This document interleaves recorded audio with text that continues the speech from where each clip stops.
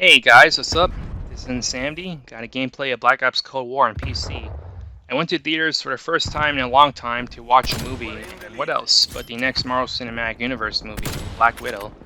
Yeah, there's Disney Plus and rips and clips of the movie on YouTube, plus I already exposed myself to spoilers for a full month before ever watching a movie, but I think it helped that my expectations of the movie were low going in. After all, it's a prequel for a character who is already dead, should have been released way before even 2020 with the pandemic hitting, and a constant but understandable delays means that only the most die-hard or hardcore Marvel fans will likely be the ones watching this movie when it finally did release. One of the most interesting things about this movie is how standalone it is. The Marvel Cinematic Universe has a tightly knit continuity, so naturally this movie does its best to avoid rocking the boat too much, but even with the constant references to the Avengers, it's possible to watch this movie without even knowing or watching movies of the other characters.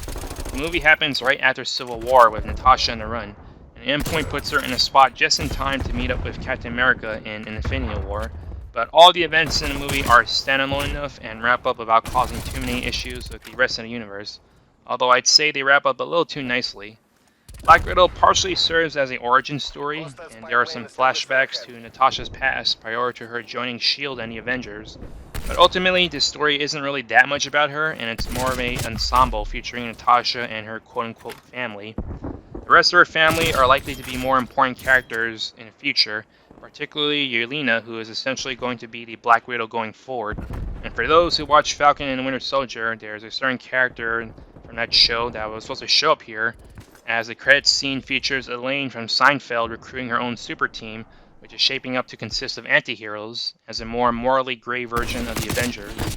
And Elaine is sicking Yelena on Hawkeye in a twist of the truth that he is responsible for Natasha's death.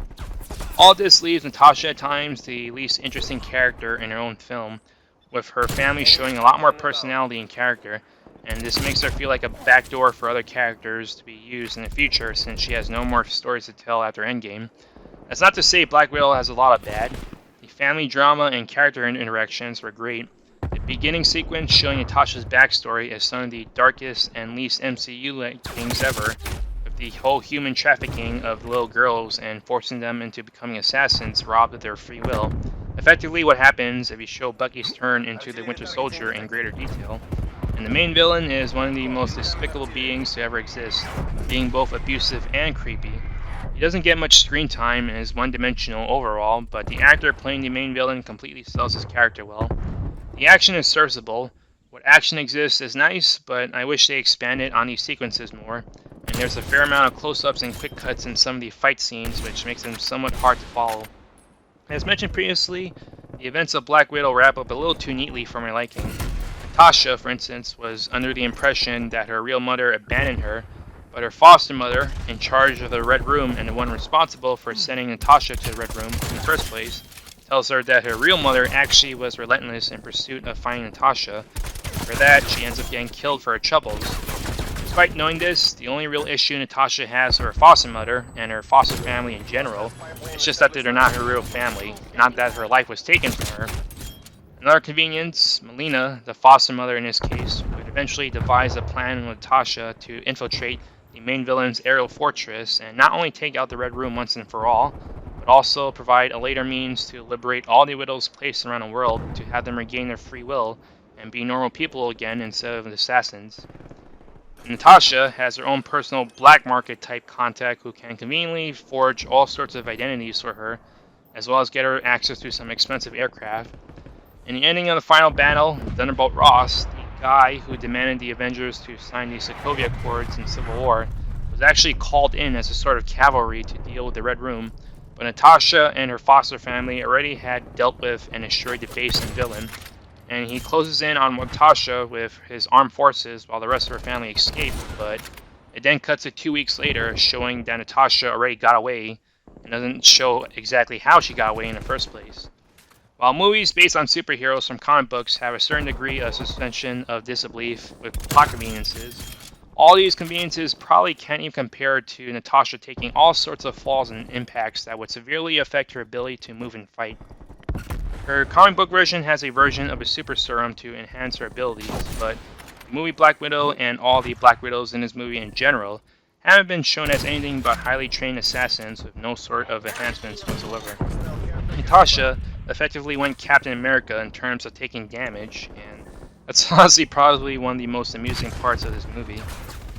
Now, I don't have any attachment to the character of Taskmaster, but even with some familiarity with the character, the Taskmaster presented in this movie is essentially a Winter Soldier knockoff without the same kind of looming presence that Winter Soldier had. Taskmaster isn't in the movie enough for one, and is a big part of my complaint about the action that could be using some more development. The action involving Taskmaster is too brief apart from Natasha's first encounter with Taskmaster, and while Taskmaster doesn't really lose any fight until at the very end, the actual person in the Taskmaster guise isn't much of a character on their own. So you end up having someone who is wasted potential on both the action and character front. Besides having Taskmaster's gimmick of mimicking moves from the other characters, movie Taskmaster is effectively a Black Widow, and probably should have been one to begin with to avoid angering fans of the original comic book version. There is a decent enough Black Widow movie in here, given how standalone it is, especially with the movie having nothing really obvious to set up future stories apart from the credits scene. It definitely would have benefited from coming out after Civil War as opposed to after Endgame. That way, some of the plot wouldn't have to dance around the fact that Infinity War exists, leading Natasha to move from point A to B in her own little corner before reuniting with Steve and Sam, and maybe it wouldn't need to have so many plot conveniences or means of wrapping up its events so neatly. It would still get the "this movie should have came out already" comments, but as they always say, better late than never. Overall, my final score of the movie is a 7 out of 10. That's a gameplay and commentary. Hope you enjoyed it, and Insanity is out.